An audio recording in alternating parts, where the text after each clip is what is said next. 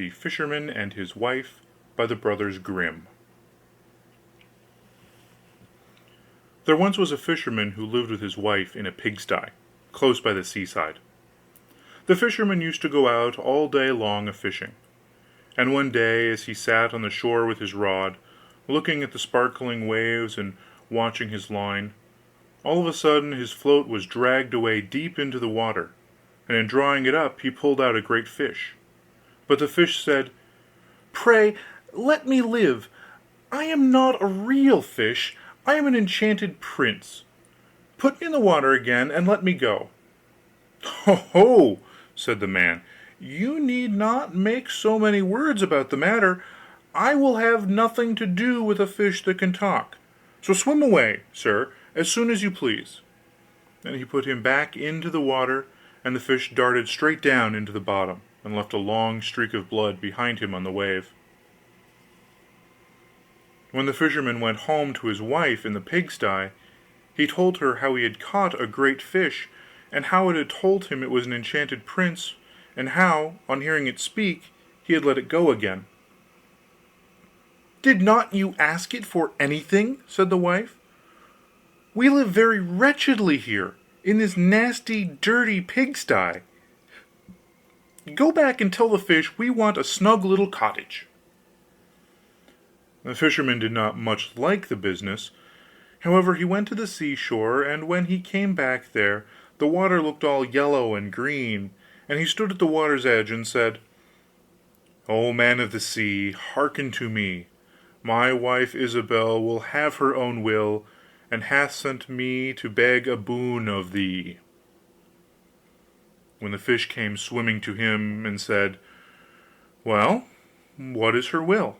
What does your wife want?" "Ah," said the fisherman, "she says that when I had caught you I ought to have asked you for something before I let you go. She does not like living any longer in the pigsty, and wants a snug little cottage."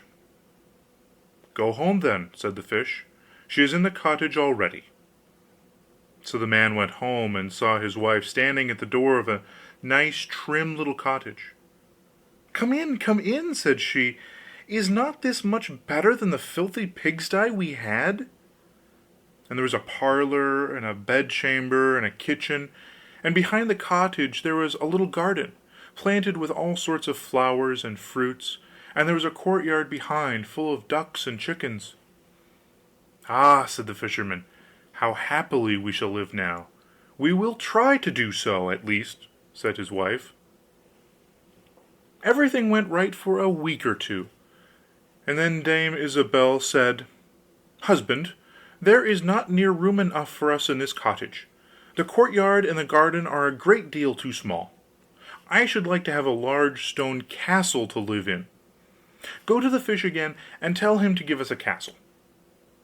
"Wife," said the fisherman, "I don't like to go to him again, for perhaps he will be angry.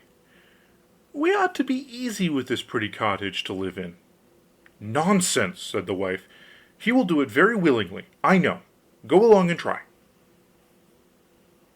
The fisherman went, but his heart was very heavy; and when he came to the sea it looked blue and gloomy, though it was very calm, and he went close to the edge of the waves, and said, "O man of the sea, hearken to me. My wife Ilsabill will have her own will, and hath sent me to beg a boon of thee." "Well, what does she want now?" said the fish. "Ah," said the man, dolefully, "my wife wants to live in a stone castle." "Go home, then," said the fish; "she is standing at the gate of it already." So away went the fisherman, and found his wife standing before the gate of a great castle. "See," said she, "is not this grand?"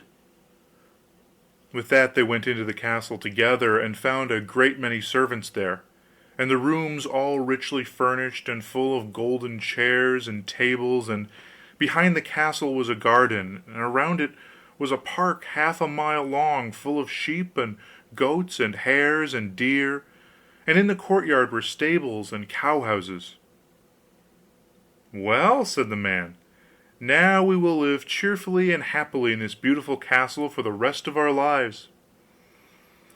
"Perhaps we may," said the wife, "but let us sleep on it before we make up our minds to that."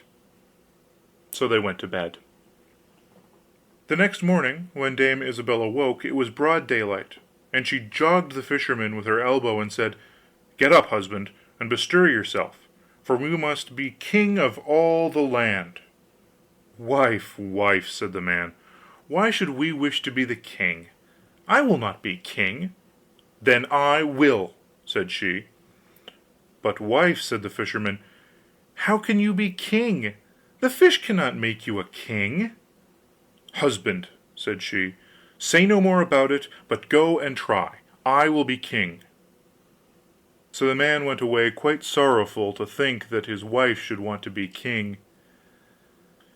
This time the sea looked a dark gray color, and was overspread with curling waves and the ridges of foam, as he cried out: "O man of the sea, hearken to me! My wife Ilsabill will have her own will, and hath sent me to beg a boon of thee." "Well, what would she have now?" said the fish. "Alas," said the poor man, "my wife wants to be king." "Go home," said the fish, "she is king already." Then the fisherman went home, and as he came close to the palace he saw a troop of soldiers, and heard the sound of drums and trumpets. And when he went in he saw his wife sitting on a throne of gold and diamonds, with a golden crown upon her head, and on each side of her stood 6 fair maidens, each a head taller than the other.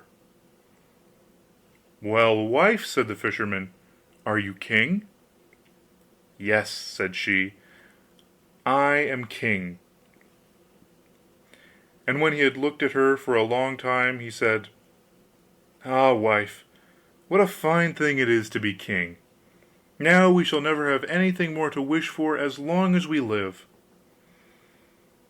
"I don't know how that may be," said she. "Never is a long time. I am king, it is true, but I begin to be tired of that, and I think I should like to be emperor." "Alas, wife, why should you wish to be emperor?" said the fisherman. "Husband," said she, "go to the fish. I say I will be emperor." "Ah, wife," replied the fisherman, "the fish cannot make an emperor, I am sure, and I should not like to ask him for such a thing." "I am king," said Ilsabill, "and you are my slave, so go at once." So the fisherman was forced to go, and he muttered as he went along: "This will come to no good. It is too much to ask. The fish will be tired at last, and then we shall be sorry for what we have done."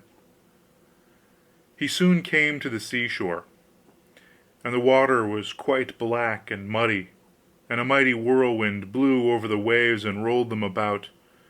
But he went as near as he could to the water's brink, and said: "O man of the sea, hearken to me! My wife Ilsabill will have her own will, and hath sent me to beg a boon of thee." "What would she have now?" said the fish. "Ah," said the fisherman, "she wants to be emperor." "Go home," said the fish, "she is emperor already." So he went home again, and as he came near he saw his wife Ilsabill sitting on a very lofty throne made of solid gold, with a great crown on her head full 2 yards high. And on each side of her stood her guards and attendants in a row, each one smaller than the other, from the tallest giant down to a little dwarf no bigger than my finger. And before her stood princes and dukes and earls. And the fisherman went up to her and said: "Wife, are you emperor?" "Yes," said she, "I am emperor." "Ah," said the man, as he gazed upon her, "what a fine thing it is to be emperor!" "Husband," said she, "why should we stop at being emperor? I will be pope next." "Oh, wife, wife," said he, "how can you be pope? There is but one pope at a time in Christendom." "Husband," said she, "I will be pope this very day." "But," replied the husband, "the fish cannot make you pope." "What nonsense!" said she. "If he can make an emperor he can make a pope. Go and try him." So the fisherman went. But when he came to the shore the wind was raging, and the sea was tossed up and down in boiling waves, and the ships were in trouble and rolled fearfully upon the tops of the billows. In the middle of the heavens there was a little piece of blue sky, but towards the south all was red, as if a dreadful storm was rising. At this sight the fisherman was dreadfully frightened, and he trembled so that his knees knocked together; but still he went down near to the shore, and said, "O man of the sea, hearken to me. My wife Isabel will have her own will, and hath sent me to beg a boon of thee." "What does she want now?" said the fish. "Ah," said the fisherman, "my wife wants to be pope." "Go home," said the fish, "she is pope already." Then the fisherman went home and found Ilsabill sitting on a throne that was 2 miles high, and she had 3 great crowns on her head, and around her stood all the pomp and power of the church, and on each side of her were 2 rows of burning lights, of all sizes, the greatest as large as the highest and biggest tower in the world, and the least no larger than a small rushlight. "Wife," said the fisherman, as he looked at all this greatness, "are you pope?" "Yes," said she, "I am pope." "Well, wife," replied he, "it is a grand thing to be pope, and now you must be easy, for you can be nothing greater." "I will think about that," said the wife. Then they went to bed. But Dame Ilsabill could not sleep all night for thinking what she should be next. At last, as she was dropping asleep, morning broke, and the sun rose. "Ha!" thought she, as she woke up and looked at it through the window, "after all I cannot prevent the sun rising." At this thought she was very angry, and waked her husband, and said, "Husband, go to the fish, and tell him I must be lord of the sun and moon." The fisherman was half asleep, but the thought frightened him so much that he started and fell out of bed. "Alas, wife," said he, "cannot you be easy with being pope?" "No," said she, "I am very uneasy as long as the sun and moon rise without my leave. Go to the fish at once." Then the man went shivering with fear, and as he was going down to the shore a dreadful storm arose, so that the trees and the very rocks shook, and all the heavens became black with stormy clouds, and the lightnings played, and the thunders rolled, and you might have seen in the sea great black waves swelling up like mountains, with crowns of white foam upon their heads. And the fisherman crept towards the sea, and cried out, as well he could, "O man of the sea, hearken to me.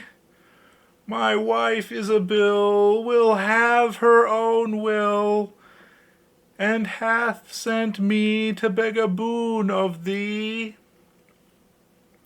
"What does she want now?" said the fish. "Ah," said he, "she wants to be lord of the sun and moon." "Go home," said the fish, "to your pigsty again." And there they live to this very day. End of The Fisherman and His Wife.